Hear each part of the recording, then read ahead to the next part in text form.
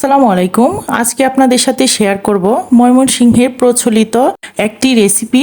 সেটা হচ্ছে পুঁই শাক দিয়ে চেপা শুটকির পাতুরি রেসিপি। এই রেসিপিটা কচুর শাক, চাল কুমড়ার পাতা এবং কি লাউ পাতা দিয়েও করা যায়। যদিও নোয়াখালীতে এই বড়া বা পাতুরিটা খুবই বিখ্যাত, আমাদের ময়মনসিংহেও কিন্তু ঐতিহ্যবাহী একটা রেসিপি। এই রেসিপিটা সেই দাদি নানিদের আমল থেকে দেখে আসছি এবং কি খেয়েও আসছি। এখনো কিন্তু এই রেসিপিটা খুবই জনপ্রিয়। কথা আর না বাড়িয়ে তাহলে চলুন ভিউয়ার্স দেখে নেই আজকের রেসিপিটা। এই রেসিপিটা তৈরি করার জন্য আমি প্রথমেই চুলায় কড়াই বসিয়ে দিলাম। কড়াইয়ে দিয়ে দিলাম রান্নার রেগুলার সয়াবিন তেল, দিয়ে দিলাম পেঁয়াজ স্লাইস করা এবং রসুন থেতো করা। আপনারা চাইলে এখানে রসুনটা স্লাইস করে দিতে পারেন এবং কি চাইলে পেঁয়াজ রসুন দুটোই থেতো করে নিতে পারেন।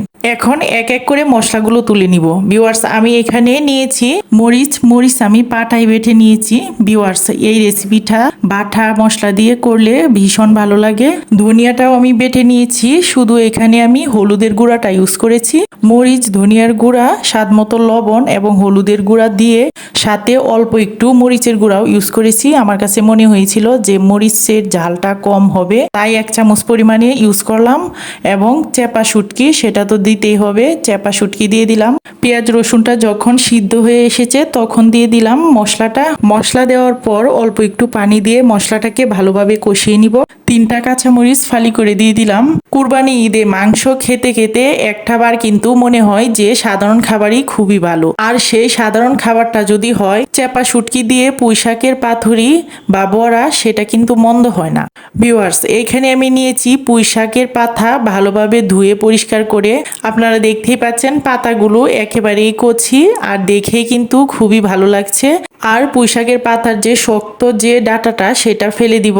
এতে পুঁই শাকের পাতার ভিতরে চেপা শুটকি দিয়ে ভাজ করতে সুবিধা হবে। এই পাতাগুলো ভাজ করতে একটু অসুবিধা হয়, তবে কচু পাতা, চাল কুমড়ার পাতা কি লাউ পাতা দিয়ে এই রেসিপিটা তৈরি করলে একেবারেই প্রবলেম হয় না। পাতাগুলো ভাজ করে নেওয়া যায় অনায়াসেই। এক এক ধরনের পাতায় ভিন্ন ধরনের স্বাদ রয়েছে। পুঁই শাকের পাতা দিয়ে এই রেসিপিটার স্বাদই অন্যরকম। ভিউয়ার্স আপনারা দেখতেই পাচ্ছেন চেপা শুটকির যে পুরটা আমি রেডি করেছিলাম, সেই পুরটা কিভাবে পুঁই শাকের পাতার ভিতরে দিয়ে ভাজ করে নিয়েছি। এখন একটা বাটিতে বেসমের পাতলা একটা ডো তৈরি করে নিয়েছি। এই ডোটা বড়াগুলোর গায়ে লাগিয়ে এক এক করে সবগুলো বড়া তেলে দিয়ে দিব। ভিউয়ার্স বেসমের ডোটা তৈরি করা আপনাদেরকে দেখাইনি, কারণ আমরা সচরাচর সবাই বড়ার জন্য বেসমের ডো তৈরি করতে পারি।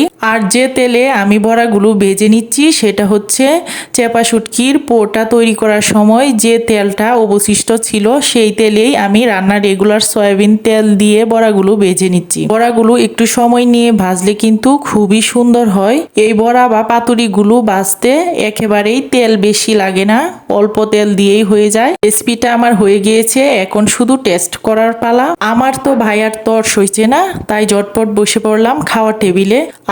বড়াটার এত সুন্দর একটা স্মেল বের হচ্ছে, সেটা ভিউয়ার্স বলে বোঝাতে পারবো না। খেয়ে অবশ্যই আপনারা দেখতে পারেন। দেখে নিশ্চয়ই বুঝতেই পারছেন বড়াটার ভিতরটা এবং উপরটা কতটা সুন্দর হয়েছে। আর কথা বাড়াতে চাই না, ভালো লাগলে অবশ্যই ফ্রেন্ডস এবং ফ্যামিলির সাথে শেয়ার করবেন। আর হ্যাঁ, বাসায় একবার হলেও ট্রাই করে দেখবেন। এই রেসিপিটা একবার খেলে বারবার তৈরি করে খেতে ইচ্ছে করবে। দেখা হচ্ছে নেক্সট ভিডিওতে। আল্লাহ হাফেজ।